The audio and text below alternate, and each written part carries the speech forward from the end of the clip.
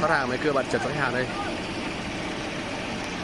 Máy cưa cắt 3m2, chỉ điện có cắt nghiêng, động cơ cắt 5,5 kg, động cơ cắt 1,1 kg. Các bạn có nhu cầu là các loại máy cưa bàn trượt, các loại máy cắt vàng của công nghiệp, các loại máy cắt vàng của tự nhiên, cắt cạnh, hoặc các cam laser, các loại máy CNC 4 đầu, 12 đầu, 16 đầu, bên em CNC Tân Phát, bên em phân hỏa trên toàn quốc. Các bạn có thể theo số online của 347 Bắc Trung Nam hoặc truy cập trực tiếp để chỉ các bên em có hình ảnh, thông tin cũng như là bảo lãnh của sản phẩm.